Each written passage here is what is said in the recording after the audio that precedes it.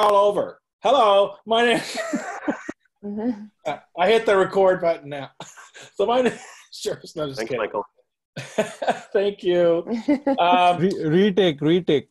Take So, so we thought it would be a good idea to get some people together that has some experience to share their experiences, but also to answer some questions about how to do this in this new world. And for many people, it's going to be the new world for some period of time, because some companies, or many of them have said this, we'll see how long it lasts, that all their people can work virtually or flexible and come in the office or not. And they're going to see how that goes, because believe it or not, we found out over the last several months that people working from home and teams working virtually actually works. We can actually get stuff done, right? So it's like everything in life. Once a crisis or something happens and we have to do something, we find out whether it works or not because we have evidence and facts. So that's all cool. So so I will turn it over to who wants to go first? Andrew, are you doing the intros or what? Sure, I can take it. Cool. So thanks, Jay. My name is Andrew Grutza. I'm also part of the Ring leadership team of the meetups. 13-year Agilist. Right now, I'm working as the director of the Center of Agile Center of Excellence at First Public Bank. And I'm going to help moderate this session. Like I said, we have a number of questions that we asked prior to the session, and we've tried to put them together into groupings that are of relevance. So very excited to be a part of this. I know we have a couple of people on the panel today who have presentations as well. So first I'll just give the four names, and then I'll kick it over to the first person. We have Joseph Bargis, Paul Janum, Rob Trivedi Salvat, and Jay, who already introduced himself. Yeah, so without further ado, why don't we go, well, let's go in alphabetical order. Let's go to Joseph. Mr. Bargis.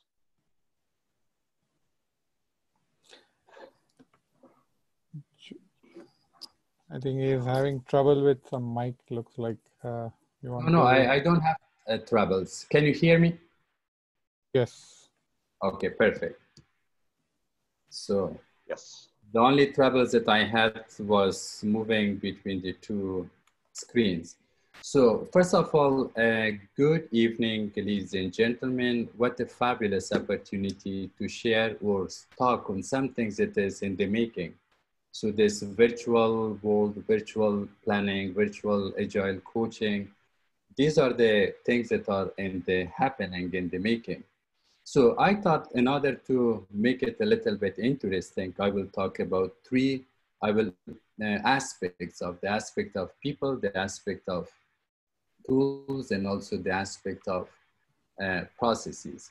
In terms of my background and experience, well, I'm part-time adjunct professor with San Jose State University, where I'm teaching Agile Systems Engineering, and also I am a senior level with years of experience, Agile coach. Did Agile coaching from startups all the way to Fortune 50, 500,000, all of these type of companies. The most recent experience that we had, and this is when COVID happened. So that's why I thought I will talk about that most recent one. That was a large scale safe implementation. We were a big so much that we have to invent a name for it, and we call that train super large solution train. We had like 6 large train in it. We had 20 plus agile release trains in it. So prior to the COVID, the company was doing everything 100% on site, like 100% on site. We will fly hundreds of people from different parts of the world. And in terms of time zones, obviously from US, West Coast, East Coast, Central Time, Mountain Time, UK, India, all the way to Russia, Moscow. So when COVID happened, the company entirely closed. There was no possibilities that you can even enter the building. So I left my laptop and I couldn't even pick up my laptop up to this day. The laptop is, the company closed and everything must go online. The first issues that we had, the first problem was the problem of bandwidth. Our agile team was 3,000 people. When 3,000 people at the same time, they log in with videos into WebEx, you can imagine what happens. That was the first experience. In terms of tools, we used Azure DevOps for the backlog items, and we used WebEx for two-way communication. And obviously we used some other tools such as Mattermost, OneNote, Pool Everywhere, etc. Now, the ways that I thought I will organize my humble sharing with you is, and hopefully this will also provoke some good questions and good debates and discussion. I thought, let's put 3 lenses and see how each of these lenses, they will reveal changes that happen. For example, the lens of people, if we look just at people, how people, they were impacted when we moved to large agile planning groups. How processes got impacted. Can we use exactly the same processes that we had? And how about the technology aspect? Can we use exactly the same technologies that we used prior to the virtuality, during the virtual time, when we are moving to large scale virtual agile planning? So I thought this will clarify where we have to focus. It seems like in the essence, nothing changed. In the essence, whether you do it traditionally from people point of view, the same people and the same roles will be played when you're moving to virtual.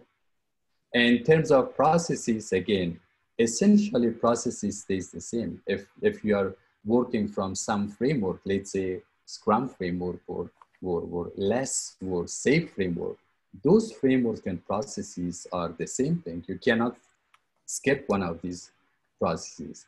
In terms of what the technology was doing, that aspect also stays unchanged when you're moving to, like, if the technology was used for capturing artifacts, you still need to do that.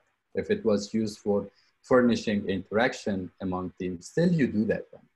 So what changed is in the how or the implementation. How we do it now that things change. How we do it now that we don't have the privilege of. So that big rectangle that you see at the far right is basically the focus that we look through 3 lenses of how people change, how the roles must be adjusted, how the processes must be adjusted, and what other tools we have to utilize in order to make up for that face-to-face communication. So I thought this slide will be kind of illustrating everything in one place. Furthermore, what I wanted to share is that before you talk about any challenges, what challenges we have when we are moving to large agile planning or large scale agile planning, we have to talk about which processes or which framework we are talking, because frameworks will impact the ways that you are doing it agile. Let's say here, just for the sake of example, you don't need to read all these arrows and boxes. This is purely for the sake of illustration, because the organizations that I did agile, most recent virtual planning, they use PI planning from the SAFe framework. So this is the framework. Now, in order for these processes to be as successful as it was before, you have to think about how many tools I need. Can I do all of this with one single tool? For example, here I have Teams boards, like all the Scrum teams, they should have some sort of planning board where I can see their features, I can see their user stories, iteration by iteration, assuming that I am planning for, let's say, 3, 4, or 5 iteration into the future. Do I have a tool to capture them? Second thing is, there are dependencies. How can I capture dependencies?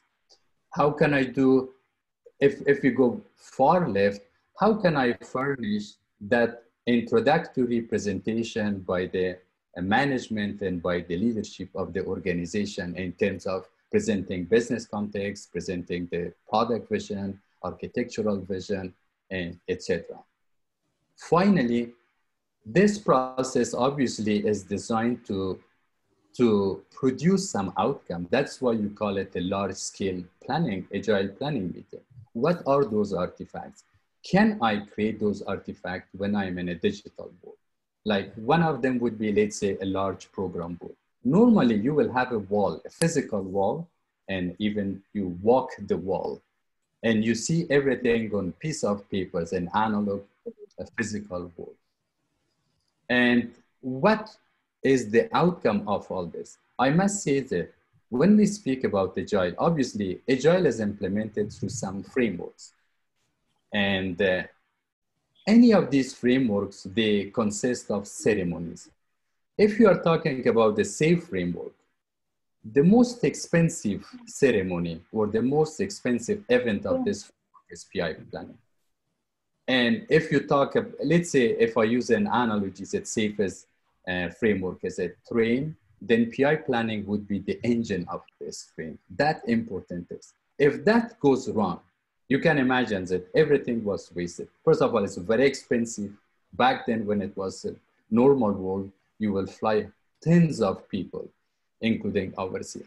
Why you did this? You did this for one primary reason, to align teams and build a social network. If you look at the left bottom, where I labeled it with outcome. So the two primary outcomes of that PI planning was to build a social network that people trust each other, people align to the same vision. And when you call someone or reach someone, they know who you are because you already had a cup of coffee and you talked about dependency, you made a commitment, whether it was formal or informal.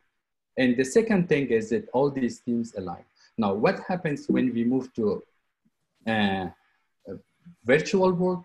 Basically, when you move to virtual world, if I said, what are the advantages of a large scale agile planning that benefited organization and what are the challenges? As a matter of fact, I use this quote for the beauty of expression that it has. It says that there is no threat. Whenever you see threat, translate it in your mind into opportunity. Threats are opportunities for growth. And frankly, this COVID-19 literally proved that to many enterprises and organizations that they were afraid of how to go into the virtual world. So if I mention one primary benefit, that is the economic benefit that companies made going virtual.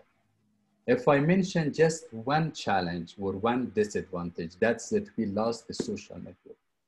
Even then, in terms of economic benefit, it's too early to make any conclusion whether there is a big economic benefit. Yes, immediately you can say that instead of spending like $1 million+ on one PI planning, especially in large organizations that I used to work, and now we don't spend that 1 million. But did we benefit from it? It's too early to make any conclusion, because if that benefit came at the cost of good collaboration and good commitments and good alignments, you might find out that you did not benefit. So what I tried here is, again, for large scale planning, again, I looked through three lenses of people, processes, and technology to see where we gained and where we have challenges. And these challenges are temporary challenges. It doesn't mean that they will stay. These are all addressable and resolvable. So I will probably make here a stop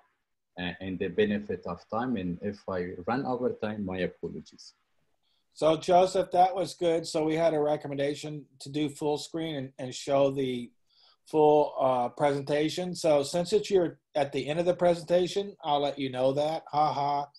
So for everyone else, just make sure that we have it in presentation mode. Okay. As we go through, that was, we got a comment for that, which is, thank you very much. So what the plan is that we're going to have each person kind of, present their information like that. Perfect. Thank you. And then we're going to do the Q&A. So, so who's next, Andrew? Next up, we have Utpal Bias. Sorry if I mispronounced the name. And I believe, Joseph, if you could punt it over to Utpal. He has a couple of slides that he'd like to share. Sure.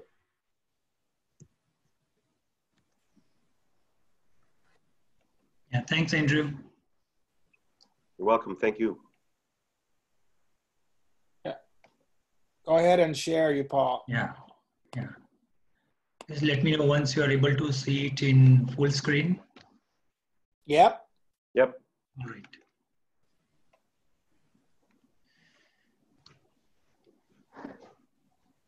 Hi, so I'm Utpal Vyas. I have been working with Tata Consultancy Services for last 21 years. And currently I'm working as an Agile coach and head of professional services for one of the products that Tata Consultancy Services has, that is called Agile, the logo that you see on the top left. So that is what I'm doing. And as part of this role, I'm helping various users of these products as well as people who want to adopt Agile way of working. I'm helping them in that adoption as well as in adoption of various tools, because without tools in these times, it is really difficult to manage what we want to achieve, right? So that is what I do. And today I'm going to present one particular example of what we did with one of our large communication and media customers. So these were the conditions given. So it was a large communication and media customer.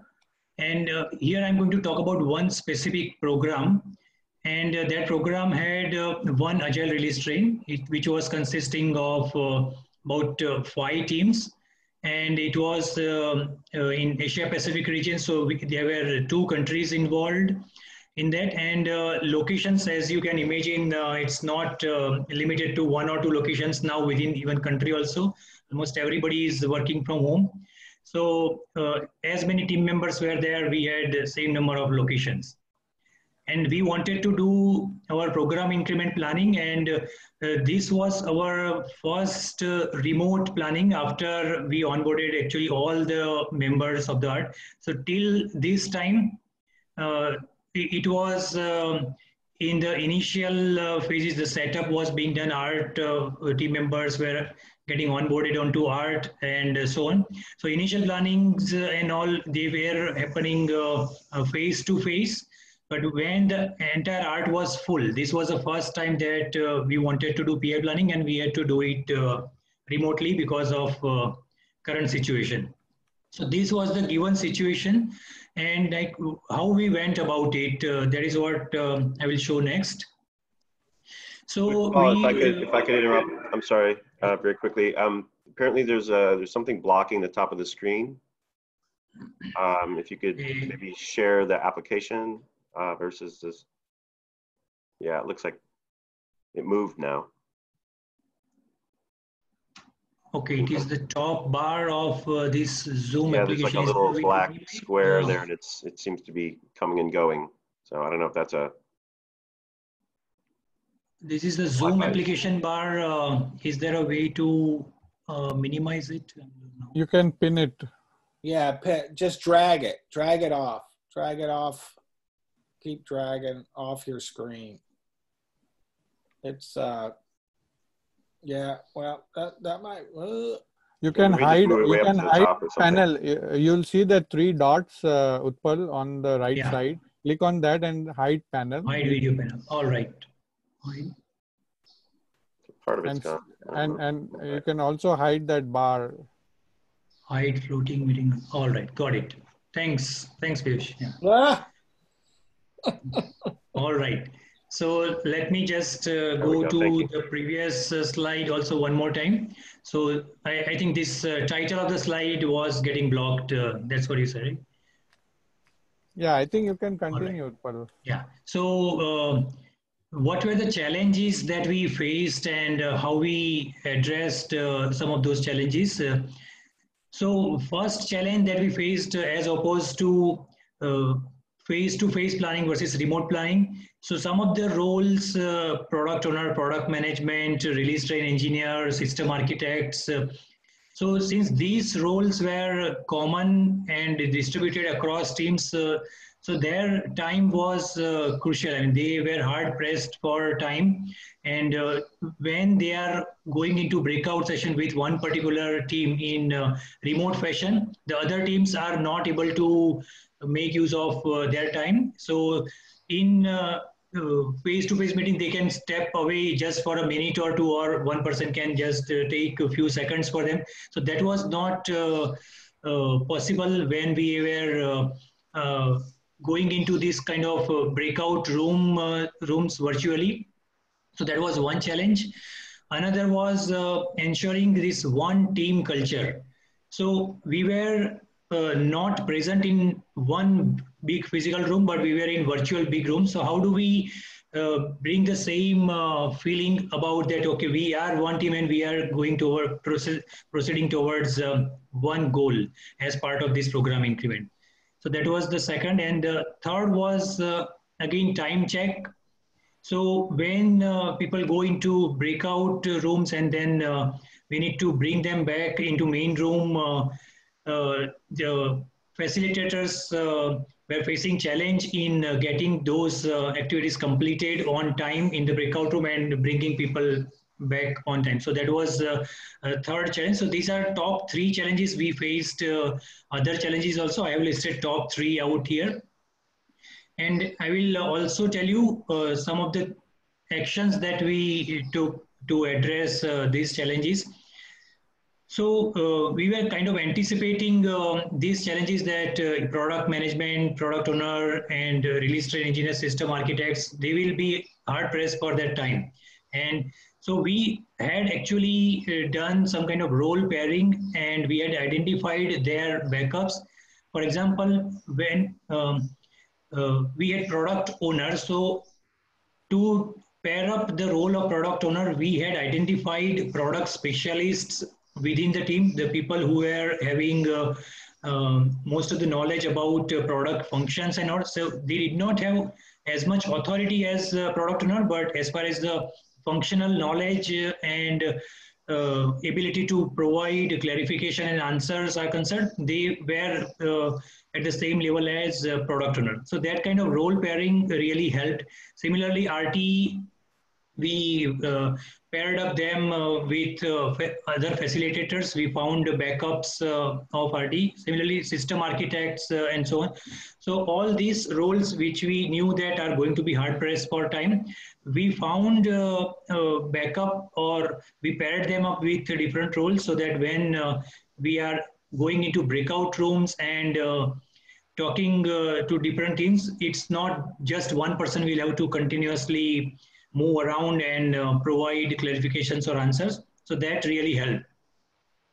And to bring this one team culture, we ensure that what we do as part of radiating the information, we try to keep it the usage of tools as minimum as possible. When I say minimum, in the sense the number of tools that we used. The tools were used heavily, but the number of tools that we tried to keep it minimum, so that we have single source of truth and everybody can see it from one or two tools as far as possible. And our goal and everything, which whether it is a team's individual PI goal or overall PI goal and all, so those things were available for everyone to see in one place. So that is how that really helped us in collating all the information in one place and bringing that single view for the team. And this facilitator also, I already explained about how RT, when RT was pressed for time, how these facilitators actually helped us, and they tried to do the time check. We still face some challenges. Some of the teams could not finish their activity on time, and these facilitators were really trying to bring them back on time.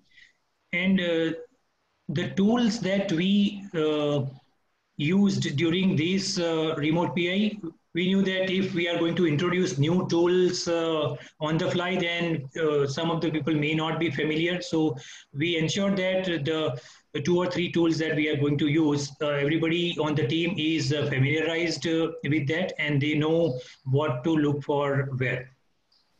So when we talk about the parts of the PI planning, so one of the things that we did, we actually brought in a lot of discipline because we were going to do it in virtual fashion. So to do the team collaboration, the video calling and all, we had used Microsoft Teams, and to capture all the relevant information about this product that we are developing and planning that we are doing, we had used Agile as a tool, as a single source of truth.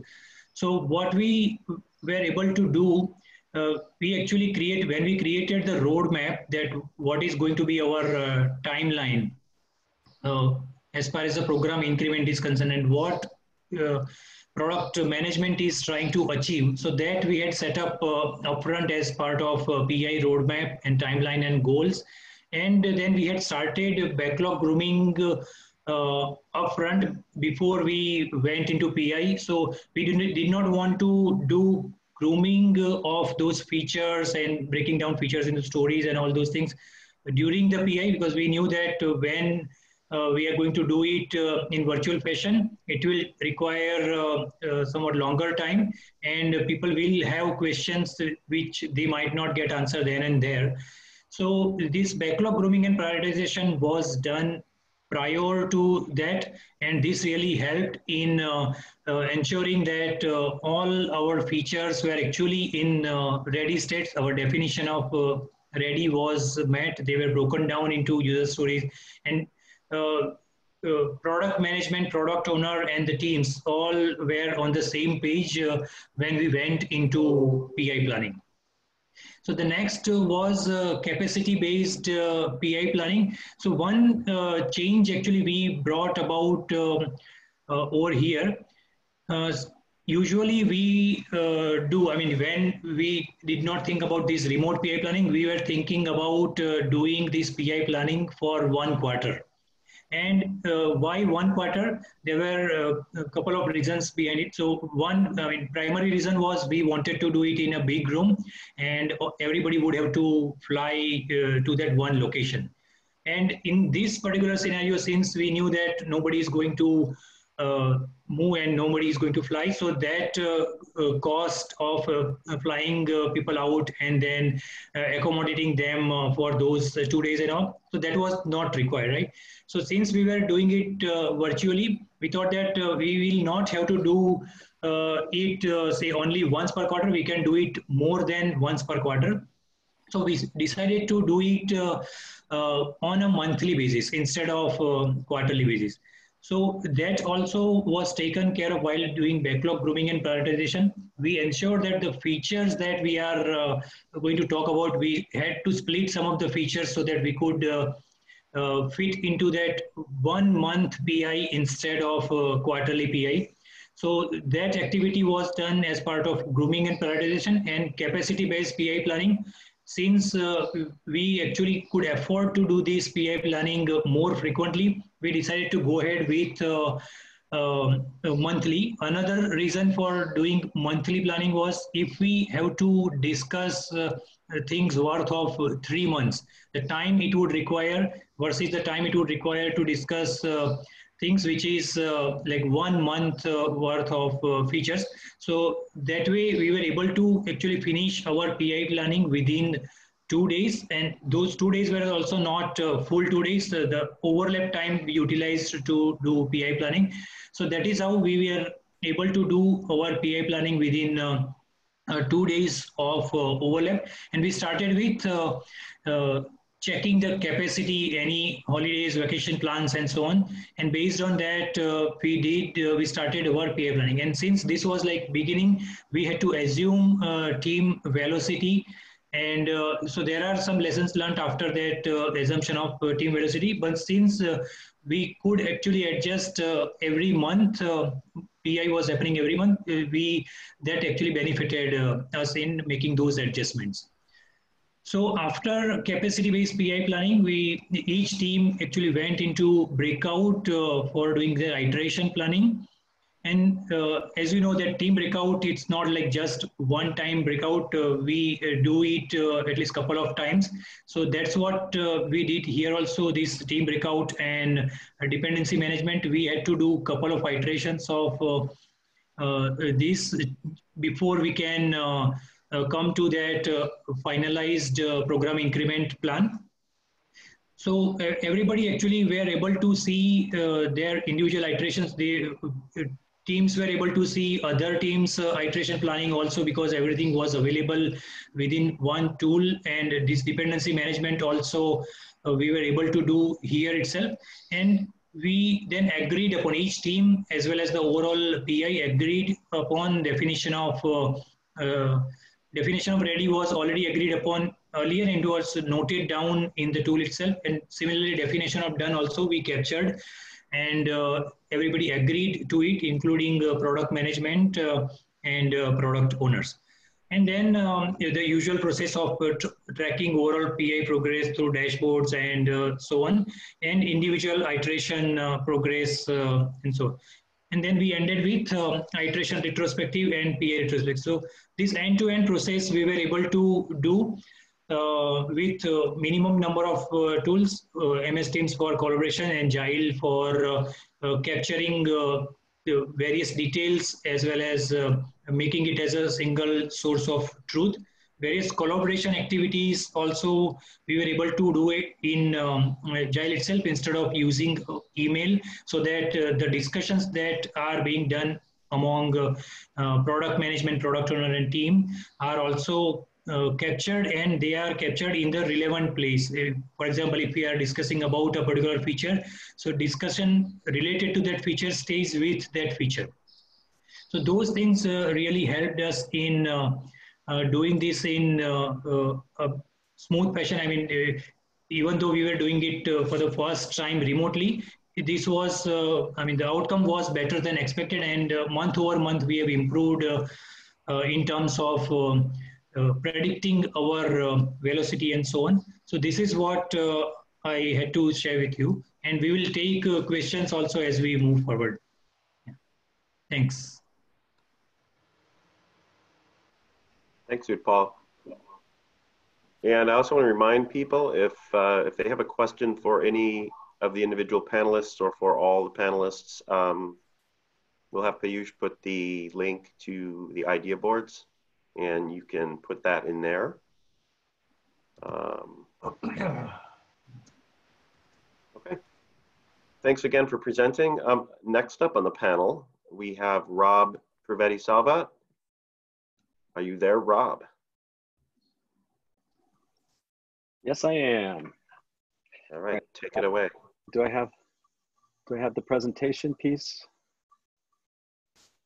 Give this to Whirl. You're a co-host. Okay, it should be. You have the power. I got the power.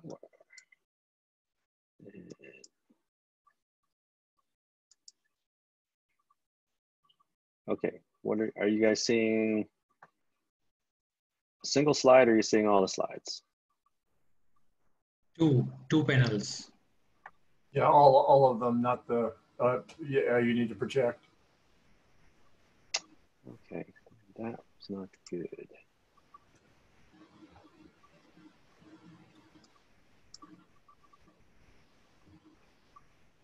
Two to the right of that. There you go. Where I was. So then. Oh. So you're sharing a different screen. I think your presentation is happening in some other window. Oh, right. You're sure. Yeah, you're probably sharing the whole screen rather than your PowerPoint app, rather than your PowerPoint. Let's see something here. Rob, because I had the same problem. If you go app, right, the icons that says use slideshow, use slide. This should make it a full screen. Yay. Now I see full screen. Thanks, Joseph. Thank you. All right, so let me go back here. Hello, everybody. My name's Rob Trivedi-Salvat. I work at a major bank. I am not allowed to say which one, but I can tell you it rhymes with Hank Hofferderica. So if you can figure that out, you know where I work. At this bank, we use primarily Scaled Agile Framework and Scrum at the team level. We've got 22 teams. We're running in 6 value streams and across 4 time zones, 3 in the US and 1 in India. So that's 2 continents. We had been doing the in-person PI planning, which is the safe, large scale planning. If people are not familiar with Scaled Agile Framework in particular, it's called, the abbreviation is SAFE. And we had been doing that in person. It's very, very cost prohibitive because we do a lot of cross-country type organization. So some teams and some value streams will have teams split across San Francisco and Charlotte, or Boston and Texas. So as a result, flying so many people to the other destinations is very expensive. So for budgetary reasons, before COVID came around, we had started to cut back on the in-person PI planning. So we had one PI planning. Essentially for us, it turns out to be quarterly planning, the way we have them set up. And we had already done one virtually. So we had a practice run before the full lockdown happened. And so we had some experience going into it. The tools that we have, pretty standard tools. We have Jira and Jira Portfolio, which I don't have written there, but we have the portfolio portion. We have the matching Confluence, also from the same company as Jira. We use Skype internally and for more one-on-one conversations and screen sharings. We have Mattermost, which is something that the teams use. If you're not familiar with it, it's very much like Slack. Some portions of our company use InVision, mostly our XD folks and the product that they share. So the teams will consume things from InVision, such as the wireframes and things of that nature. We are heavy reliant on WebEx, and there's also a pretty common usage of Excel for things that are not easily viewed in Jira. So Jira doesn't always give the greatest views of things, and as a result, people default to Excel. The strategies we used for the virtual planning, instead of doing big room with lots and lots of teams all at the same time, we realized that we couldn't pay attention to the teams. And as coaches, we couldn't be available to the teams sufficiently to help guide them through this. So what we did was we assigned one coach to every 2 teams, and we staggered the days of the planning. So today and tomorrow, I would have worked with 2 teams. The 2 days after that, I would work with 2 different teams. And we were able to work through, over a period of about 2 weeks, all of the teams. Now, you say 2 weeks to do PI planning. Well, yes, again, we have a variety of value streams. And fortunately or unfortunately, our company doesn't have the current discipline to do PI planning at the very end of the final, for us, it's a 2-week iteration at the end of that quarter. So sometimes our PI planning would be the second week of the first iteration of the next PI increment. And so it creates some problems, but there's a variety of reasons why that happened. The part of the organization I'm in is mobile, and we consume a lot of the services from another part of the company. So we really can't do our planning until we know what their planning is. And if we try to do it simultaneously, it doesn't work. Decisions don't get made fast enough. So as a result, we make sure that our PI planning comes after the other pieces that we're dependent upon, that we consume. So that explains why we have a bit of a staggered thing, and again, our discipline on exactly when having it compared to when the Scaled Agile Framework prescribes it to occur is a little bit different. We also realized, and some of the other folks I think have called this out, that going the full day that you normally would do in person does not work when you're remote. It is too exhausting to pay attention deeply in this sort of an environment that we're in right now. So we've shortened that to a total of 4 to 5 hours per day. And it was also helpful because we don't have that rigid stop and start for our program increments and then do the planning. So while we're doing planning, people still had deliverable work. Some teams were still trying to finish work that they were planned from the last PI. So this really facilitated us continuing to allow the work to flow through our system.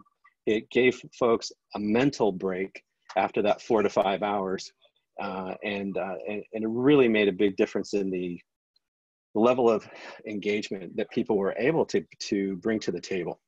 Now, for us, we felt that advanced work was crucial. You know, unlike what we might be taught in a Scaled Agile Framework course, we don't do at the team level a lot of story writing. So we've prepared the stories already. They're already estimated. They already have all the things that help them meet a definition of ready, you know, wireframes and test data and things like that. So we come very prepared into this. And that also helps us be able to immediately jump into the work. As I mentioned, sometimes the PI planning is happening on day 4, 5, 6 of the first iteration. So we need to be able to immediately execute. Some of the things that we found as challenges is teams don't hear all the readouts. So a team that did their PI planning last Wednesday and Thursday, they did a readout last week. But the teams that are doing it this week are not participating in those readouts because they're doing work. They're still delivering specific things that they're committed to that are not related to planning, and vice versa. So I think that's a drawback. Everybody doesn't get to see and hear what the other folks are doing. Not necessarily a factor of being remote, but I think it prevents us from improving is we don't have a poor architect and a UX overview as part of the beginning of our day 1 agenda. That information tends to just be left out. And now that we're remote, it's not really likely that we could have these individuals participate every 2 days for 2 weeks to come in and do that. It's not been a big drawback, but it's something that I think is a very important aspect to the initial part of the day 1 of a 2-day planning that SAFE has. And I think it's an area where we could probably do better. So that's the highlights. I'm not going to relive all the details of our PI planning. Most of the other things that we did were very traditional, common, not much change, whether we were in person or remote. And so I'm not going to spend a lot of time on this. So Andrew, I will give it back to you. Thank you, Rob. Appreciate your time and presentation. So batting cleanup, we have Jay Johnson. And then we will, after that, we'll start to go to some of the questions that we have for the panel. So take it away, Jay. Hello, everyone. So I work at another major bank now, working with them and consulting with them as well as prior engagements doing this sort of thing. And a lot of prior engagements included, you know, remote and virtual work. I'm going to talk about something that is not safe. Oh my gosh. So I'm going to talk about something that's large-scale Scrum, and I'm going to talk about something where we shouldn't be doing big room planning. Oh my gosh. So a heretic. A heretic amongst us. So now, of course, all this depends upon how we organized at the company and the structure. So those that are familiar with LAS, know that, and I have a screen here, I'm showing you the less huge framework, that everything there depends upon what they call feature teams and reducing component teams. And it also depends upon, and huge, less huge is the number of teams, 10 teams or so. And how you orchestrate that is through kind of planning, like we're talking about right now. What they call it backlog refinement workshop and planning, and vision workshop and planning. And it's a stage thing. They kind of have a sprint planning 1 and a sprint planning 2. And at the very beginning, which they talk about is about organizing the features and the release plan and the product roadmap. All that is orchestrated through the product leadership. And they have this notion of APOs, social or assistant product owners, and they have this notion of requirement areas. And that's how they kind of do their taxonomy. They kind of organize it that way once they get large like this. If you're in a startup or a smaller organization where you can do regular Scrum, you still have planning sessions, but it's actually much simpler, less complicated than the number of people. We all know that once we add more and more people to anything we do, the more complicated and complex it gets. And that's what less huge deals with. So here it's very specific. We focus on the features. We work through that process. Then we do backlog refinement with the different areas, and we focus on that. All that, of course, can be done virtually and remote. Now, Craig Larman and Bas Foti do not like virtual remote teams as much. They like teams being together and doing this in person and so forth. Well, unfortunately, the world's changed. So we've got to figure out how to do it virtually. So we use all the same tools we talked about before. I want to underscore the tools are critical.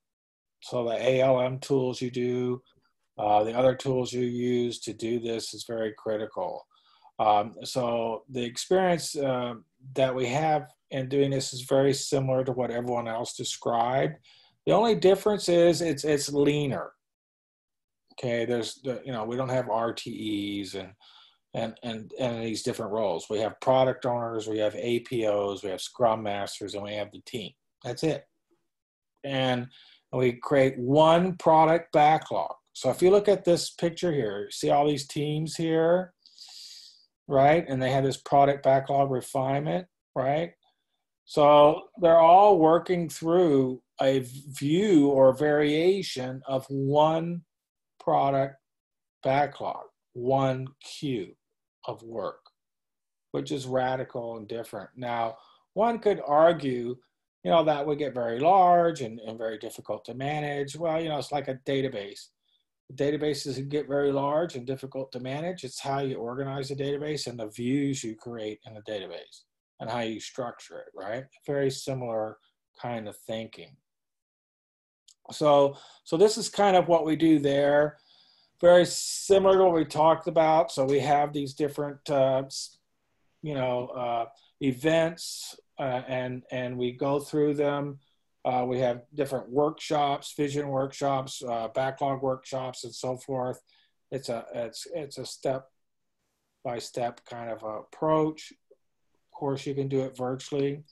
I'll share you with IBM for 20 years, and we did this on a regular basis. So one of the internal projects we did in IBM involved thousands of people across the world. Okay. And we had to do virtual everything, Scrum, events, virtual planning, and everything across the globe. And we used all the tools that everyone talked about, and we did training virtually and so forth. And it was a challenge, and the planning was a challenge. And I think there's some things that just don't work very well virtually, and we've got to recognize it. And one of those things is the ability to be able to organize across variances of time. So you, Paul, nice for him to join us early in the morning in India. But, you know, you can't sacrifice your people's well-being to do this, right? So you have to figure out how to have whole teams and geographies and time differences so you can do this without harming people on the long term. So that's a critical thing we looked at. The other thing we looked at was, you know, the communities and culture that we're dealing with. So like again, we had people, you know, different cultures and communities across the world, and they have different perspectives of how they work and how they should work. So we had to honor that. We also had events that we had to honor. There's religious events, there's other cultural events that we had to honor. I can remember when I first did this with some of my Spanish people. This was years ago from Spain, and they were taking, you know, a siesta in the middle of the day for 2 or 3 hours. And I thought, oh, well, that's different. I wished I could do that because I was here in the US. So that was something, you know, we had to adjust to. So there's a lot of things we have to adjust to doing this virtually. But from a less perspective, we've done this virtually with many teams, and it works. No problems, to be honest with you. I think the unlearning and the things that doesn't work well are, you know, common. Communication is difficult. You know, getting to know people is difficult. Having that community fabric or that community feeling is difficult. All those have been consulting for years. You know how it is when you're on the road and you're part of a team, but you don't feel part of the team. So how do we create that? So there's a lot of people that are doing interesting things out there. They have these events, and they'll you know, spend some 10 or 15 minutes, and everyone bring their dogs or their cats, and they have a pet sharing time, or they'll have a happy hour time, or they have some kind of social human time event. Now, not, you know, you don't have to join if you don't want, but we're finding that really helps with the morale, that helps with the motivation, that helps with the whole notion of purpose, autonomy, and mastery, right? So those things you've got to plan into these, whether you're using SAFe or LESS or XP or doing paired programming, whatever it is, virtually. We've got to plan, I think, this is Jay's opinion, and I think there's some research to base my opinion upon. We've got to plan the human element into this equation, right? We've got to allow people to vent. We've got to allow people to be socially aware and have some kind of sharing and get to know people. Okay, so we all know that, you know, Google's Aristotle projects and others have, you know, psychological safety and the ability of teams to be high performing is them to be able to really get to know each other personally and equate rationally. So how do we do that virtually, right? So as we know, there's a lot of companies out there saying that they're thinking of changing their whole culture and allowing people to work from home or be flexible about where they work, right? Well, how's that going to work if we can't connect emotionally, if we can't connect on the human element, right? So that to me, that's where I'm trying to introduce more consciousness on is how do we maintain that human contact. So I'm the contrarian to say, well, I don't think we have to have SAFe, and not to say that I like SAFe. I don't think we have to have big room planning. I think we have small room planning. I think we can descale. I think we can make the organization set up so that we can do this. Now, I know many of you will say, well, Jay, that's fantasy land. But, you know, there's companies that have done it, right? And I still have ambition and hope that more companies can do this and become an agile enterprise. So that's my spiel. And I'll turn it over to Andrew now. Cool. Thank you, Jay. Yeah. So, Andrew, we have two questions from the introduction. So do we want to take them, or we can do it later. Yeah, why don't you hang on to those? I have a couple I think that relate pretty closely to what we were just talking about, and then why don't we bounce it over to that after? Awesome. Yeah, let's do that. Okay, so Jay, you touched on this, and so I'm gonna actually go to this question first. So how do you keep the human or the cat, whoever is participating in these sessions, or the dog, how do you keep them engaged? And this is for anyone on the panel, of course. How do you keep the people engaged throughout the process and make sure that they're not confused by what's going on?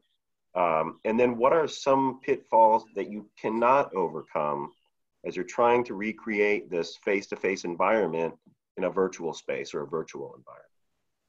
Well, I'll start. I'll let everyone else talk, but you have to plan for it. And there's a lot of cool stuff out there. Remote Forever, I check that out. There's other cool places in the Google world where you can search and find interesting things people can do. And I mentioned a couple, but you've got to plan that. You've got to make it happen. It doesn't happen organically and automatically. So you've got to plan these type of events where you get the human connection of thing, games, pet thing, whatever it is. So when they talk about save PI planning, everything, and it's going to take longer than 3 days, it takes 4 or 5 days. Well, intersperse that with some like cool things to do, right? Plan like a safe Jeopardy or Team Jeopardy or something, come up with some cool things. There's a lot out there you can use, but fit it into your culture and your team makeup, right? On the other thing, the things that don't work, and you got to be aware of this, what doesn't work in the virtual world is being able to contact somebody and get an answer immediately. Well, sometimes it does work. But be prepared that you're not going to get, I can't walk over to the next cube or the next office and go talk to somebody and get the answer. I'll have to text them and God forbid they're off Skype or something. And I have to wait, an hour to get my answer. Oh my God, I'm getting pissed off. I'm waiting 2 hours now. No one's answered me. Well, that's okay. That's okay in the virtual world, right? I think the other thing that we're missing in the virtual world is the real human contact, having those kind of, people bringing in potlucks to work and talking about what someone did the weekend. You can still do that, but it's not the same as doing it in person, right? And not only that, but I can't go out to the local bar and have a couple beers with somebody and try to persuade them this is the way we should be doing it. Right? Because beer always helps. So that's my input. No opportunity for hallway conversations or drive-bys, right? How about other panelists? Any comments on that question? This is Joseph. I would, first of all, thank you very much for the very good arguments in favor of social networking.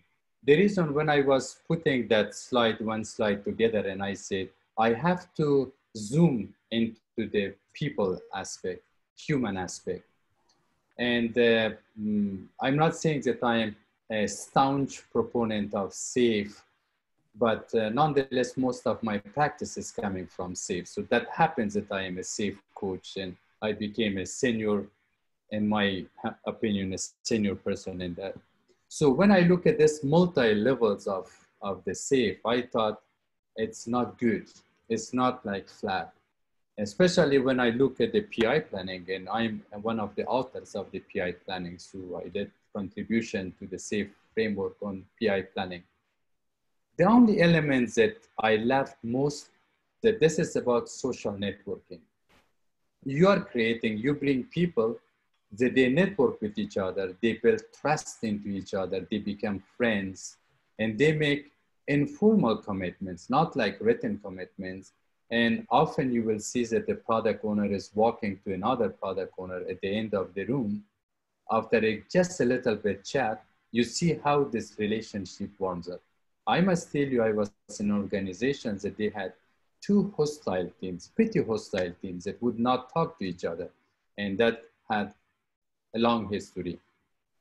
thanks to this number of PI planning, we ended, at least they ended up, and I was the coach for both sides. So I had an art here in the IT world, and I had art in the business world. They became very good friends thanks to this interaction. So I must say that we will go back to in-person. We will go. It will be not that like overwhelming as it used to be, but we will go back.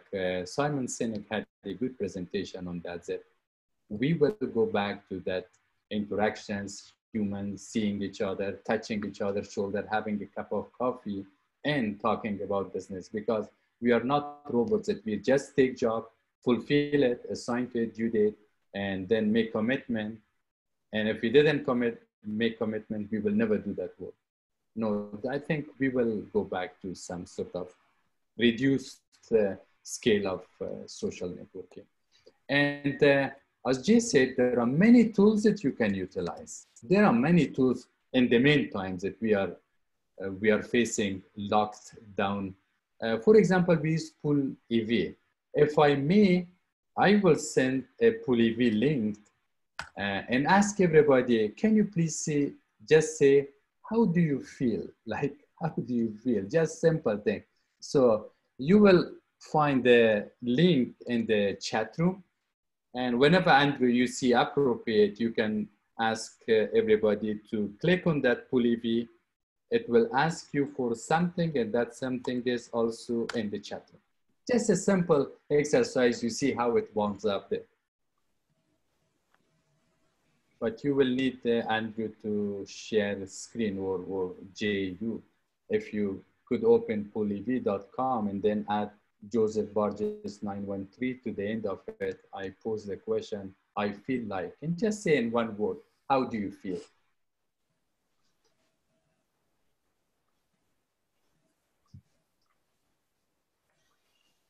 So if you want to do the poll, you can. I mean, it's a good example of what we've got to do to keep the human contact. We do this all the time when we do planning exercises. Any event that's long duration, we have to figure out how we make these connections, right? So polls is one of them. There's also those other things we talked about, you know, those virtual type events that you can do to intersperse in between them. So if you want to fill it out, it's in the chat. And then Joseph, do you want to show the results? Oh, okay. Well, I thought, okay, fine. I will do that. But please, everybody, take this, make a nice cloud of words. And I will go ahead and share it.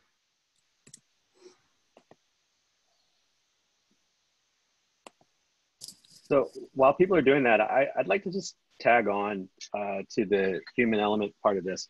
You know, one of the things that's made the teams where I'm working successful, I think, is the fact that they had deep personal face-to-face relationships already established. Now, certainly we've had new people join since COVID arrived and they've never met in person. But I think it's probably been initially more challenging. But because of the strength of the overall relationships of the people on the teams and other roles that, you know, that support the SAFE framework, they've settled nicely into the org. One of the unexpected things that I wouldn't have really thought about is when people go on video, like we're doing now, people who I never thought of as a mom or a dad, all of a sudden you're hearing all their children in the background or coming up to them on screen. And now you suddenly feel a little different about that person because now you think of them in a different way. So that's something that didn't happen in person at the office because we didn't bring your kids to the office day. And I never would have seen the kids of anybody that worked in Boston or Charlotte or Texas or anybody in India. But now that's happening regularly. Oh, and they have a dog. And, you know, and it's raining there. It's foggy here. You know, so you connect differently. But I think those things are just as tangible and impact your perceptions of the other people just as in ways that are just as important as the in-person relationships. So, all right, That's why I wanted to ask. We're social creatures, even the introverts. Is that what you're saying? Yes. And those children you hear in the background are not mine, just letting you know. Those are the neighbors. So you say, like a broken record. That's one thing I would like to add, that the virtual world and the way we do work together really allows the introverts to shine more. Okay? Because they can talk and chat, they can communicate on the side, they can do their work. I've found over my career that the quiet, introverted people have really good ideas and really can add value to everything we do. Sometimes we don't allow ourselves to hear them. And this, I think, is helping a little bit, going to the virtual world and allowing them to speak offline or virtually. So keep that in mind too. So when you do these planning workshops and everything, if you know there's individuals on your team that are shy and introverted, reach out to them. Spend some time with them.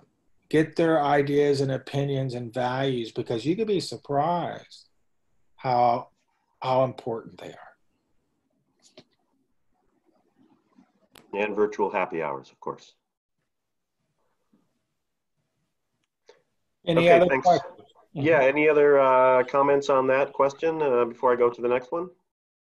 Yeah, so I would like to just tell one thing that we tried and we thought that it really worked.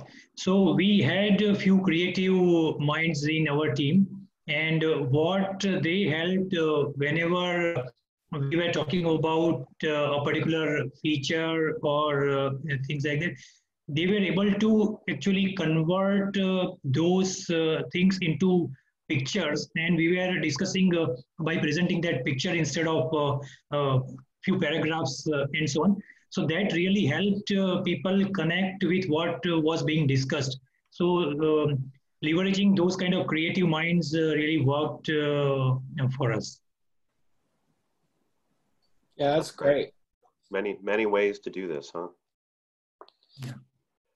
So the next question, it's actually a two-part question that I'd like to ask, and I think Jay, you touched on it a bit as far as you need to prepare. You need to prepare, and preparation is obviously very important. So, what kind of preparation is required to make sure that you host a successful remote distributed large-scale planning session, and then how does the actual value delivered at the end of that execution, how does this compare to what you forecasted at the end of your planning process? I'll let everyone else answer, but you have to prepare a lot. But I would say you have to prepare a lot even if you do it in person. Okay, I think the difference is you got to prepare a little differently because you're using certain tools and technology, and you have to add all these other things we talked about, and it's going to take longer. Okay, so the preparation is just as involved as if I did it in, with everyone in person in a big room, right? But there's an additional layer that you got to prepare for, which is the tools, the technology, and getting everyone trained on that and educated, and the human contact and unfolding that in. So a lot of preparation. And that's what I would say. Now, what was the other question? I forgot. The second part was, how does the value delivered at the end of the execution compare to what you forecasted at the beginning, at the end of the planning session? Yeah, so that depends upon you. So preparation is important, execution is important, of course, but the value that's going to come out of it, if you do it well and you really focus, will be just as good in my experience as if you did everything in person. Is it more challenging? Will it take longer and all that stuff? Yes. But if you prepare properly and execute properly, I think you'll get the value out of it. Thoughts from the other panelists? Especially in that second part, I think that's, that's obviously something that we struggle with all the time. How does the execution match what we planned? And especially with all the, different challenges of working remotely. Yeah, so here what we have tried is when we skip those 13 questions that we usually ask to calculate our WSJF score, right? So when we are skipping those and just moving into that how part, okay, how we are going to deliver this. So that is where we see that the value which is going to be delivered will not actually meet the expectation of product management or product owner. But when they take time and answer those 13 questions, then team actually gets aligned to the why part, why we are doing something and how it is going to deliver value. So team gets aligned with that value upfront. So that really helps when product management and product owners think that these answers are really relevant for IT team as well.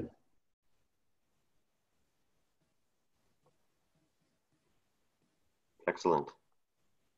Any other responses to that question from the panel? All right. So I'm going to kick it over to Piyush. He has some questions that he's been collating on the idea boards. Yeah, thanks, Andrew. Yeah, so there is one question for Rob. Rob, are you ready? So the question for you is, can you comment on why PI planning would happen when the first iteration already started? Yeah, as I mentioned, the portion of the company that I work in is mobile. So we're, the Android, the iOS portion, and we're not full stack, and we depend upon certain things to be built in the back end. And if those things are not going to be built, sometimes those decisions are made pretty late. So we need to wait for the PI planning of those groups to be completed so that they've committed to specific things and the delivery times for those in order for us to make our plan.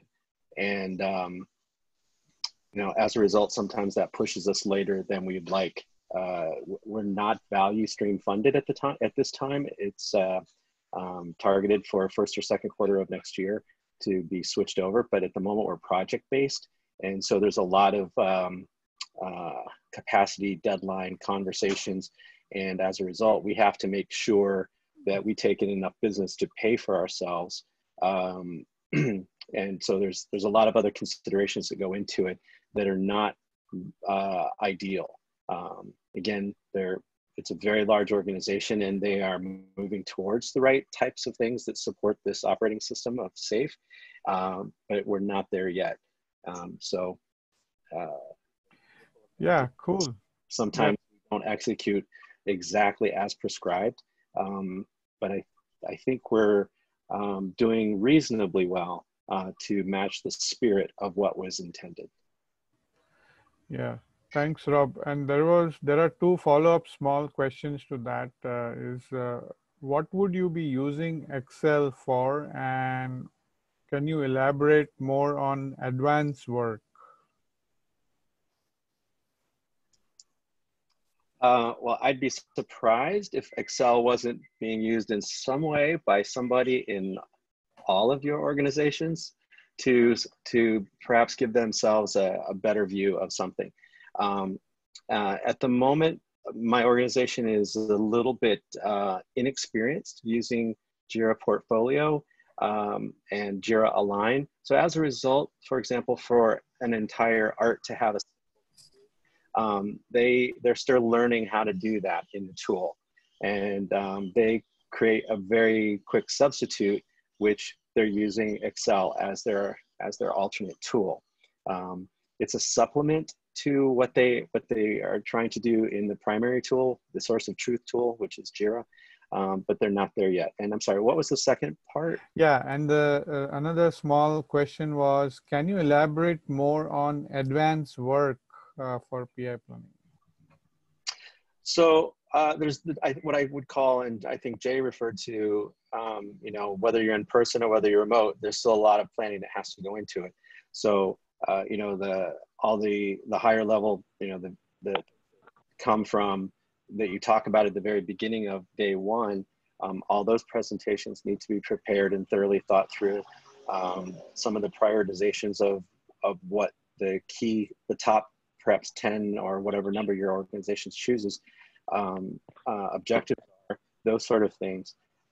But for the teams, given the complexity and the fact that we depend on so many other parts of the organization, we can't wait to decompose a feature into stories at PI planning, because there is no way that our XD can supply all the wireframes and the details for that in time for us to deliver for that PI. So much of the upstream work has to be done in advance.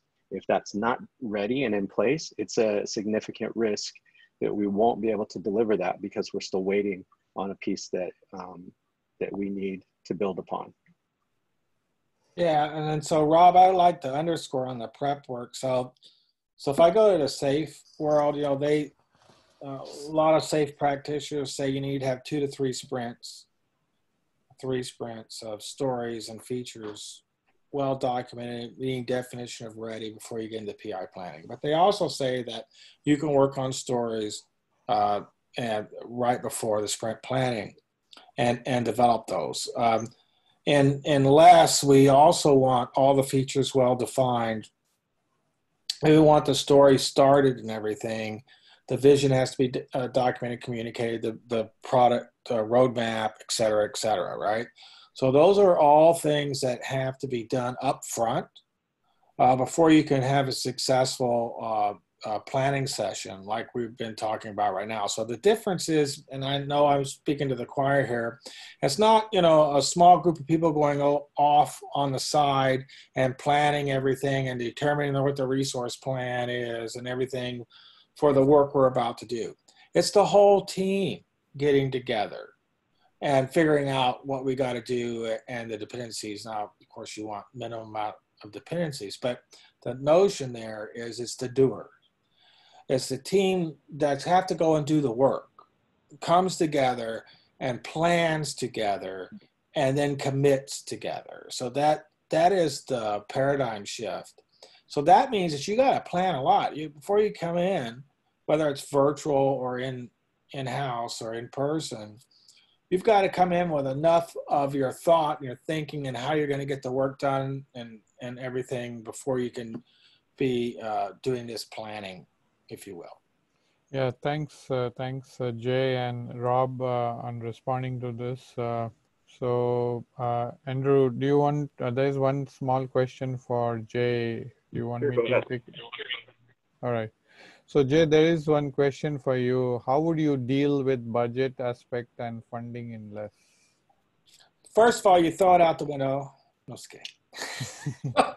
So, no, yeah. What do you need money for?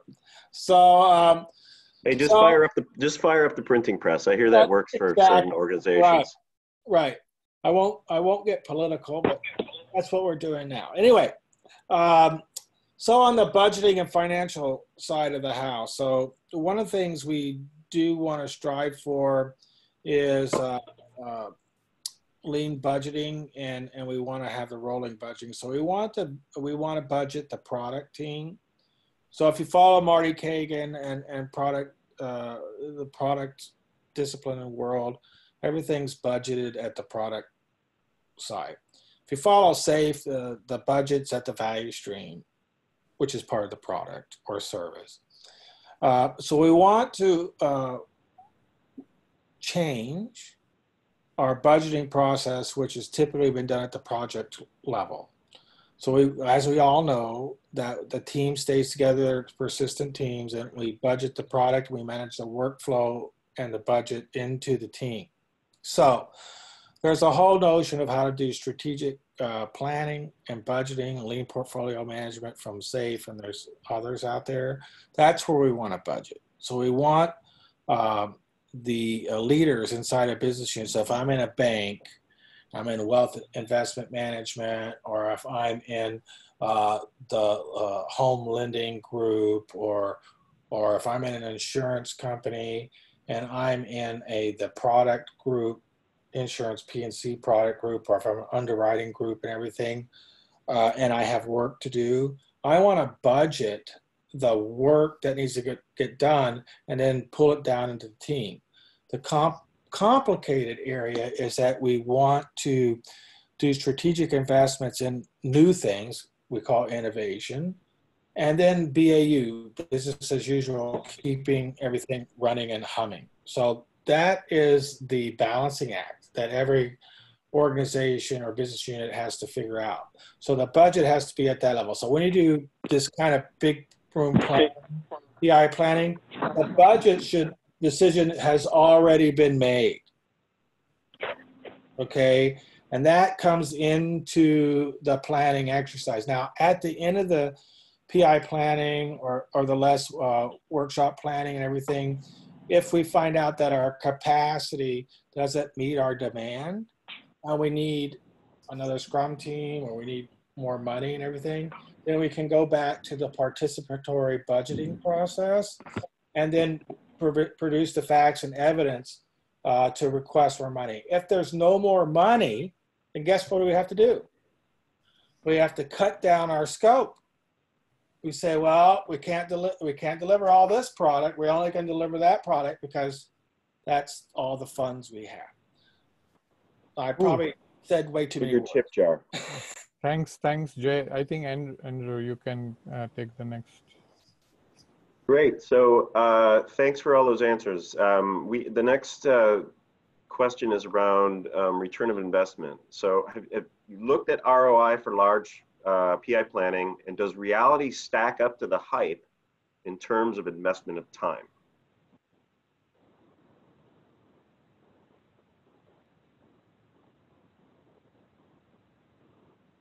Anyone want to take that? Do we believe the hype or don't believe the hype?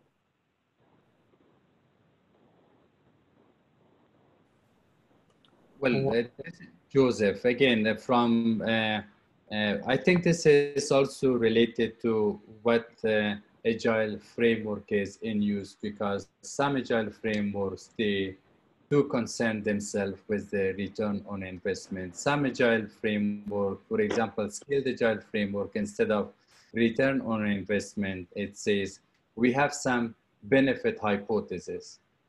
With any products that we develop, we do hypothesis that product will bring some benefit, whether it will increase the number of customers, whether it will increase the number of shorten the period of times that we deliver value to the market.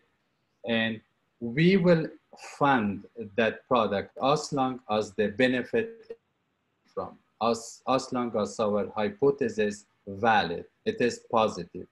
And the moment that you see that benefit hypothesis is not valid or not proving, you stop funding.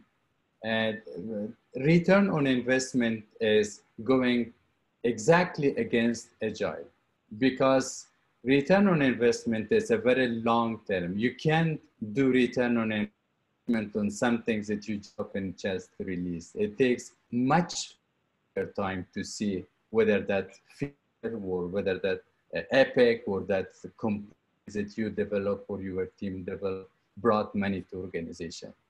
Because of that long cycle in Agile, you rather talk about benefit and hypothesis, some things that you can immediately check, immediately see, do we benefit from this work or not, rather than return on investment. Great. Any other comments? It's a tough question. That's So is that question specifically about return on investment of the big room planning, the spending that we do for big room, or in general? ROI for large PI planning, so big room planning. Large PI, yeah. Yeah. Yeah, so like what we have observed is, in fact, many organizations, when the geography involved are, say, uh, around 12 hours apart, like India and US, right? So it it was already impractical to fly out all those people, like 200 people or so, and then put them into one big room and do that. There are a lot of constraints.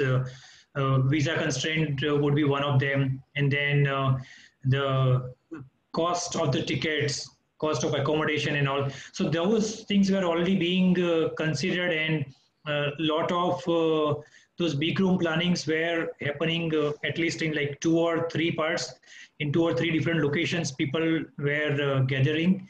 So that consideration was always there, that does it really make sense to uh, put all those 150, 200 people in one room, uh, irrespective of where they are coming from.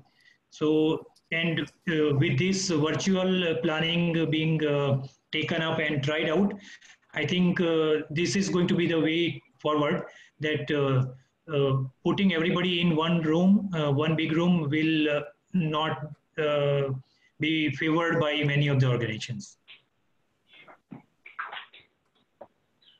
And I would like to agree to that. So many companies I've worked before, before COVID-19, they made a cost reduction decision to have these kind of planning sessions virtually.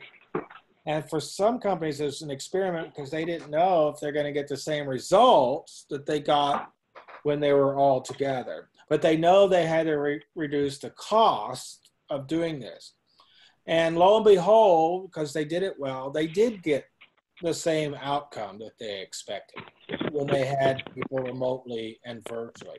So I think you, Paul, is correct. As we move forward in the world going forward, the cost justification of bringing 200 people or 150 people or 100 people together is not going to be well received now that we have evidence and facts that we can do it virtually and remotely and get the same outcome. Okay, and that's a compelling thing when we talk about running a business. Running a business means we got to get enough more revenue in than cost to make a profit, just to make it really simple. Okay, so these things are very, very important and powerful to people running a company and a business. I think the other thing is what Joseph talked about. There's leading indicators, and then there's following or retro indicators. And we know all the metrics we measure in Scrum and Lean and Save. But there's also metrics we measure after we get something out of production. And did we meet our customers' delight or desire? Did we meet the market needs? Did we grow, et cetera, et cetera? And then there's customer acquisition and the pirate metrics and so forth that we look at. So all of these things, like running any company or any business, is the proof in the pudding that we planned and we executed well. So I believe, and I could be wrong, but I believe we have to plan before we go off and start executing and doing stuff, and not just run in and start doing it. Okay, unless you're doing chaos theory and chaos dynamics. The other thing to look at is that even though we're talking about this very specific world, PI planning for the work, and we did all this work up front, features and stuff, there's a whole nother world, which is the complexity theory. We don't know stuff. We have to do sense and respond and go figure out and do experimentation because we don't know enough to do the planning and write the epics and features and stories. We don't know enough yet. So we have to go out and find information and data to come back into the organization and determine what to do. So that's another aspect of this journey. So I think the proof of the pudding is that, are you able to execute, meet your goals and your milestones? Are you able to meet your metrics? With just some variations. Are you able to pivot? To me, Agile is being able to change on a dime for a dime. Okay, and meet your revenue goals and and your social goals and your market goals, right? So those are the things we all generally look at. And what I'm seeing so far is that, you know, doing this stuff remotely and virtually, you can meet those goals. You really can. So, yeah, Aaron, go ahead. I saw that you had a hand raised, so go ahead with your question. I didn't know what the protocol was. I didn't want to. There isn't one. So Okay. go ahead. So one thing that I haven't seen really discussed a lot is there's been, in essence, the last 6 months, a complete collapse of CapEx worldwide. It's across all G10,000 companies. It's somewhere on the order of at least 600-700 billion on the low end, and maybe up to 1.2 trillion on the high end. So let's say somewhere in the middle. And that's going to have, you know, an astronomical impact. I mean, we saw a version of that in 2008 and 9, but it wasn't, in a lot of ways, it wasn't as deep. You know, so while it occurred, it's almost like it was mostly kind of frozen in place, except for the financial industry, right? That obviously they were a different animal, but this is really across, you know, you're talking at 1,500 sectors in the world economy. And so just the whole world we've lived in for 8 years, which has basically been CapEx is more than doubled, you know, and now it's down, let's just say conservatively 50%. You know, it's like we're going back to 2004, really, in some ways, 2003. And and what I'm seeing is that companies are looking to, you know, kind of go back to, if you remember those days, I think we're all old enough here, to when you really had that tiny CapEx budget. Everything got driven through benefits realization, and you were kind of competing with the cars, you know, with your business car at the end, you know, was queuing up at the end of the quarter to see which of those was going to get picked. And then, you know, after that, your SOL, and, you know, it's like this crazy, you know, you might take 3 years to get your BI project in or something insane like that, to a point that the BI project was useless and you wanted to kill it, and they were finally approving it and saying, let's go. And you're like, I don't want to buy it. And you're like fighting, you know, central planning. And I think there's the risk right now of that. And I've been thinking with some people about an interesting idea, which is potentially applying Agile to this new finance CapEx world that people are going to be in.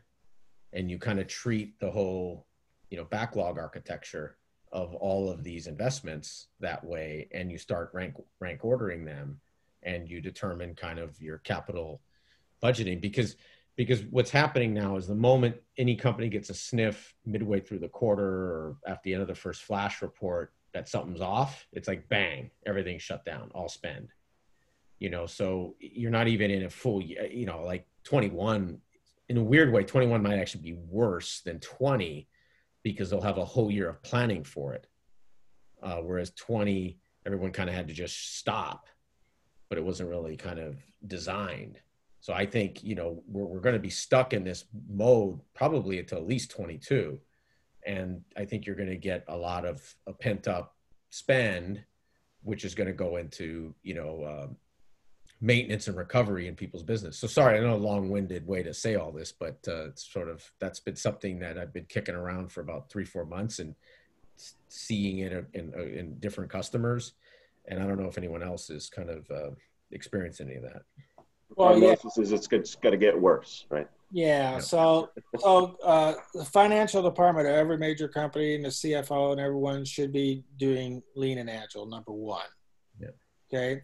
They should be doing Lean portfolio management. They should be managing their CapEx and OpEx accordingly. Okay. And anytime there's a crisis, everyone's going to focus on OpEx, right? So except for some companies like Amazon, okay, they have more money than anybody, so they can focus on both, right?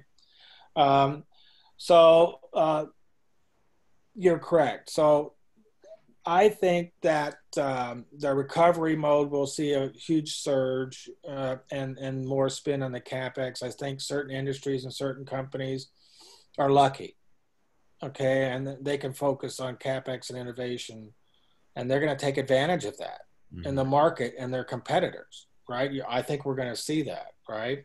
And I think we're going to see companies like Amazon and everything getting more industries and more markets because they have the money to do it. Same thing with Apple and so forth, right? Because they have the spin and they have the people to do it, smart people, right?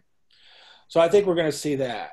But I think we're going to see a recovery period too, to where, to your point, that that people are going to be running to catch up, right? And we're going to have limited resources and people. So at the end of the day, this is the vision, I think, to going to what you said, Aaron, is that we got to get to a point to where anyone could be working anywhere in the globe and be a hyper-productive organization and team. I shouldn't have to focus on co-located teams anymore.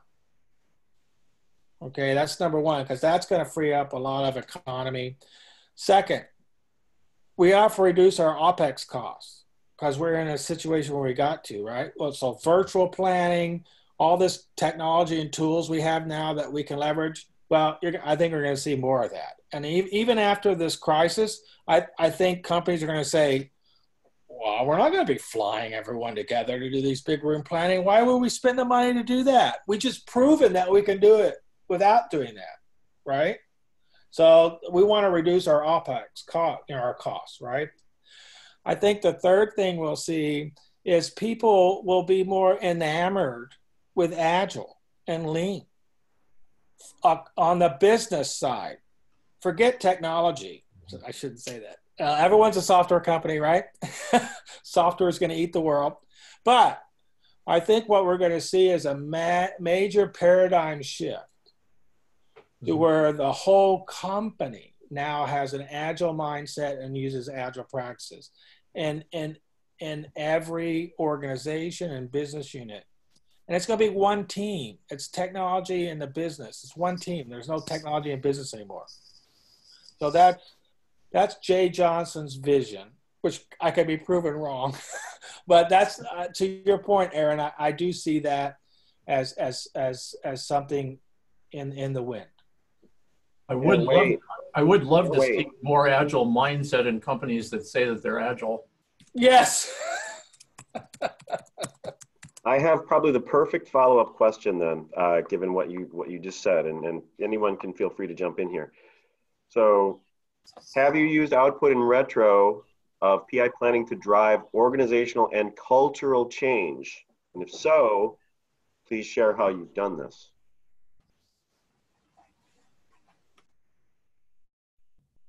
I'll let someone else go.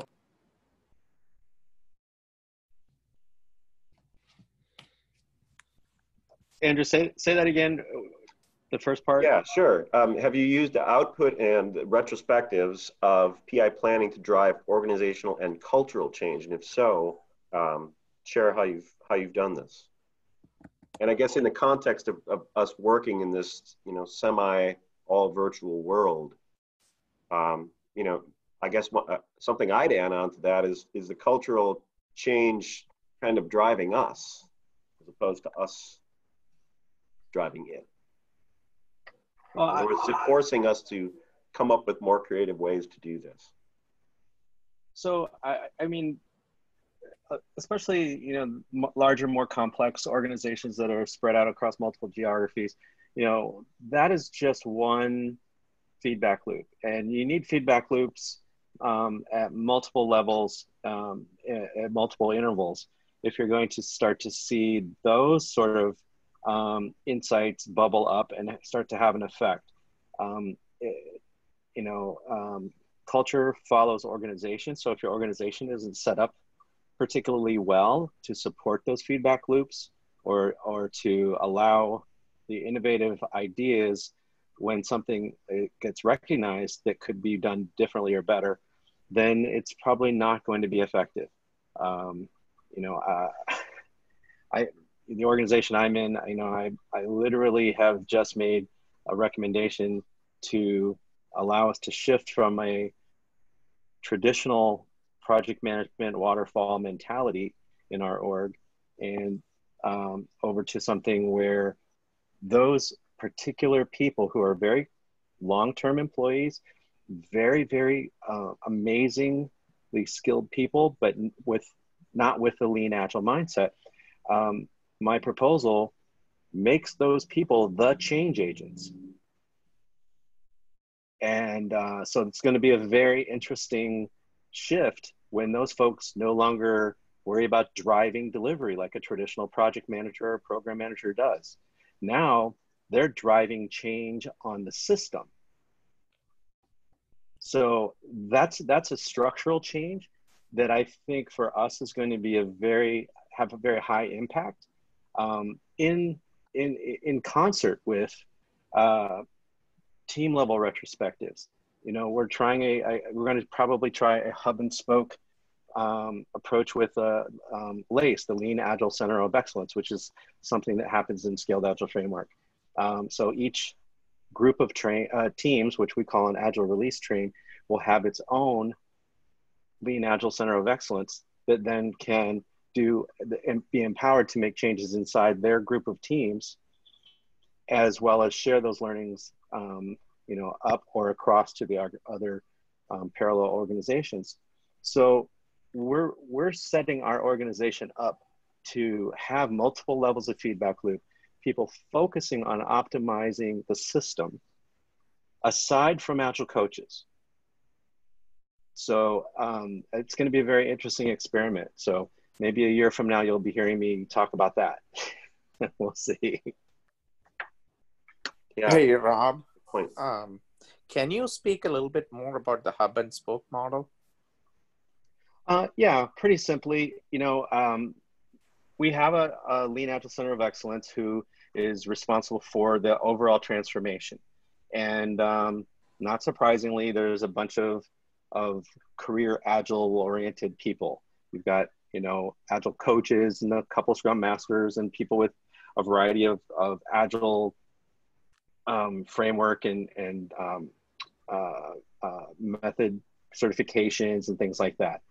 But we're pulling in more people that are the knowledge workers doing work as opposed to just the Agilists. So we're going to build those Lean Agile Center of Excellence. I'm just going to refer to it as the LACE in each team or train, which again is a collection of Agile teams. So we're going to push this down. We're going to decentralize it, and hopefully have the multiple silos will increase the innovation volume and allow people who don't have a voice now in this stuff to have more of a voice. So we're going to have somebody that does testing. We're going to have somebody who does Android development. We're going to have a product owner from the team. You know, so those voices aren't represented at the moment, except through coaches. So, you know, at that higher level. So we're pushing this down. We're going to let people that are living and doing the work have some say and perhaps some influence on improving or changing things in their world. And then if it works well there, we'll see, you know, is this something that's universal or unique to you? And then if it's universal, we'll share it out and maybe populate that across the org. So we're trying to set ourselves up for a lot of people in roles where they can be change agents. Yeah, that's cool. I've seen this happen in one of the engagements in one of the organizations, and it's really powerful way. Yeah, and you know, it might vary from Agile team to, or I mean, Agile release train to Agile release train, and you know, that's okay. Some people will be more engaged, some people will be less engaged. I think that's to be expected. And when we see one that's not being particularly productive, well, maybe we bring in some new blood and rotate some people out of there and new people in and see what happens then. You know, give it a little bit of an experiment. Yeah, like, absolutely. Yeah, you have 3 months. Let's see what you guys do. Yeah. All right. Andrew, can I pick up a question? I think, why don't you take a question? We're getting down to about the last 5 minutes. So why don't we take a question from the board? Yeah, okay. So there is one question here which has been asked by Rao, which is how much meeting time is considered a long meeting? Well, that's a good question, and it depends upon the individuals. Depends upon what the meeting is. So here, I always try to say, look, we're not having meetings to have meetings. We're having sessions or get-togethers to produce an outcome or an output. If you're not doing that, then you're just wasting everybody's time. Okay. So my answer to that is whatever it takes. So if I'm working on a sticky wiki problem and I have a team that's trying to work through the problems and we're doing the 5 whys or whatever way to do that, you know, we will continue to do it until we whittle down the solution to the problem. It might take 2 or 3 meetings, right? For the Scrum, you know, they have a prescribed notion of stuff. PI planning, prescribed notion, it's going to take longer if you do virtually. It's not going to be 3 days. It's going to be 4 or 5. Just plan on it. So I think it's really, I think the team and the organization have to define that and then and govern it accordingly. Awesome. Thank you. So Andrew, it's still a little different. You know, for each person, if you're not contributing or learning, the meeting for you is done. Yeah. And for me, also, there's one other layer. When I run out of Earl Grey, I'm done.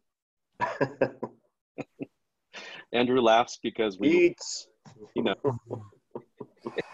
Okay, there is one question which is confusing on the board. Like it says, safe saying max out 125 people. That's the Dunn's number. And then follow up is how to deal with so many teams and trains. What are the drawbacks? So I think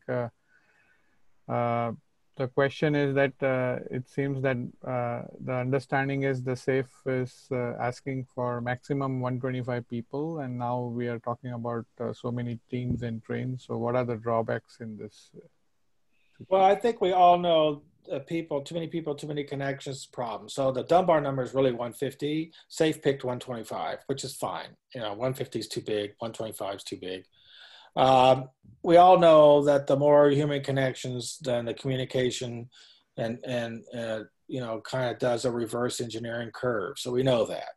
So it's a small amount of team. But unfortunately, and Joseph knows this, if I'm building an airplane, if I'm building a satellite, if I'm in NASA building something, it takes a lot of people. Okay, there's a lot of stuff we do out there in different companies that takes an inordinate amount of people to get the work done. And there's no way around it. So you've got to somehow organize these people together. Now, 125, 150, once you reach that threshold, you have to start another group of 125 or 150. Yeah, and the question I think what is trying to address is like, have you seen any drawbacks in that? So of course. Of course, there's always drawbacks in this. I'll let other people talk, but anytime you have this number of people together and you try to do PI planning with 125 people, it's going to be challenging at best, right? So yes, I'll let other people talk. Having 10 people on a stand-up is hard enough, and then multiply that by 10 plus.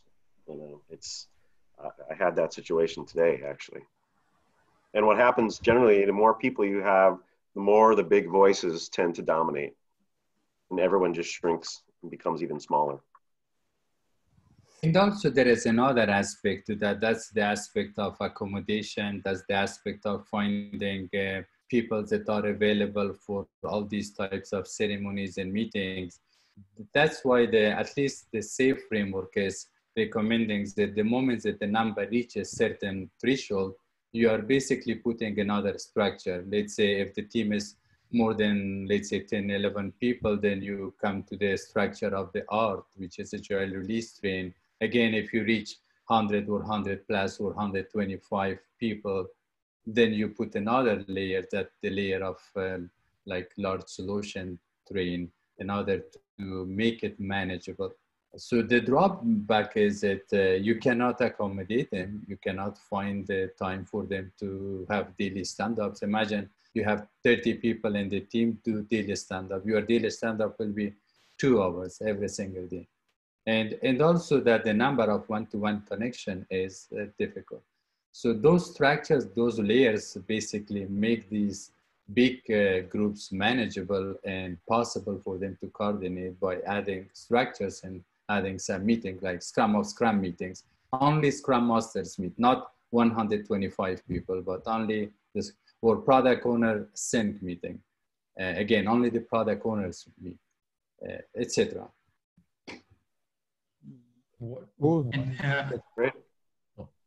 One thing I've seen about large teams is over time, the high quality talent degrades out, right? They just don't want to work in, you know, what one person told me is agile bureaucracy, right? They just, you know, they want to have this freedom to solve problems and be incredibly productive, you know, software engineers or, you know, AI developers, whatever, you know, the best of the best people you have. And I've seen that for the last 5-6 years. And I found that that number kind of when the teams get over 20 or so, like the best people, they just, you know, and they're smart. They're kind of strategic. They make sure they do their job. They help some people. They get all the right gold stickers. And then kaboom, they're out. They're strategic. They know they're really good. They find some other person in the company that can help them get onto another cool team, and then away they go. So I think that's something we don't really study. You know, we kind of look at it as the blob, you know, instead of looking at it as, you know, how much functional talent that we have there. So that's just something I've observed. Well, there's been studies and findings on this, and they looked at NASA, they looked at IBM, they looked at other corporations, Google's one of them, where they said, how come these very smart people, genius people, decide to work together? And it's not just psychological safety, but it's the way they structured the teams, right? And they kept them together. So NASA, I worked at NASA for a while. So there we structured organizations and teams, and the same thing with the Department of Defense, where we put small teams together and they focused on a certain thing. So, okay, you 10 people, you're smart people, what do you want to do?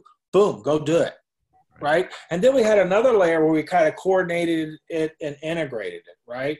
But we kept the people that had the passion, the desire, the autonomy, right? Mastery together, right? And that's what I find successful, because they will naturally gravitate together. They will stay together until they get whatever the problem they're trying to solve, to launch a vehicle in space or whatever. They're going to work together if they get it done, right? And that they have passion about that. So I think if you can organize people like that inside of a big company, I think you'll have a better chance of being successful. Thank you.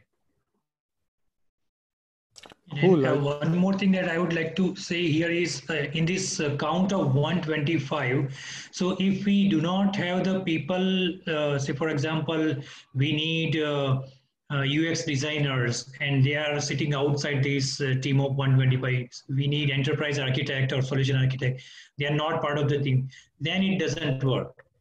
So we need to make sure that talent that we need is actually part of this 125. Otherwise, these 125 people will be looking for direction from outside, and then they will be like waiting for something. So then it really, and they will not be able to achieve their PI objective. Yeah, that's true. Absolutely right. Yeah, I think we are reaching, we are about the top of the time. So Andrew, do you want to wrap up or? Sure. Sure, yeah. So we have a couple of other questions that we don't have time to get to, but perhaps we can put the question to the team and they can give some answers and we can maybe post them in Meetup. So great questions and I think a lot of interaction on this particular Meetup. I, for one, learned a lot. I don't know all that much about PI planning, and I still don't, but I'm learning. And I think that that's, you know, one of the things that is great about Agile is that you never really stop learning, and it's constantly morphing and changing with the times as it's designed to do. which is great. So I want to thank all of our panelists today, Joseph Vargas, Utpal Vyas, I think I got that right this time, from clear across the world, Jay, and also Rob Trivedi-Salvat. Thanks so much for taking the time to share with your Agilists some of your experiences. And yeah, Jay, you want to wrap up and any final housekeeping items? So the recording, I'll send it out soon, and because I have to wait till it's done, and then I have to upload it to our YouTube site. So I'll send it out to everyone, along with some other information and the decks. And if anyone has any questions or wants to talk to us, hey, we're open. I know Gopal set up a Slack channel and put it out there on our network or meetup. And we'll send it out again, but that's a perfect place to ask questions, and we'll be out there responding. So again, thank you everyone, and we're having another few of them coming up. Look at our meetup space. We have some really good, exciting guests coming up to talk about some cool stuff. So hopefully we'll see you all again. You want to name a couple of those people who are coming up, Jay? Oh, yeah, well, Diana Larson's one of them. Who else we got, Ron? Diana, who wrote the book on retrospectives. Yes. And then who else we got? The original book on retrospectives. Right. Probably many of us have it on our shelves. And, Right. and who else have we got coming up? You have that X scale, right? Coming up. Yeah, let me look I think I'm coming up. Oh, yes. Oh, yeah, that's right. Andrew's going to tell us Storytelling hour. That's right. Actually, you're going to tell us about being fragile. Agile storytelling hour. Yes, that's basically what it is. Hopefully you can all find yourself in that story somewhere. Right. Or maybe not. So we have Agile scaling frameworks with Jenny Stewart from Constructs from Steve McConnell's company, and she's and she's not picky about one framework versus another. She actually we'll be talking about how to draw the best out of all of these scaling frameworks, which I think is very cool. She'll get along with Gervais Johnson then. Yeah, pick the best tips of each one of them. And we're going to have some more. We'll have some more too. We're just getting more people. So if anyone here wants to speak or share their ideas, let us know. And we'll put you in the queue, if you will, and get you going. But then again, thank you everyone for joining us. We'll see you next time around. Bye-bye. Awesome. Well, everybody, thank you for joining. Bye. Have a great evening. Awesome Bye. panel. Thank you. Thank you. Awesome panel. Thank you. Yeah. Thank you, Jay. Good night.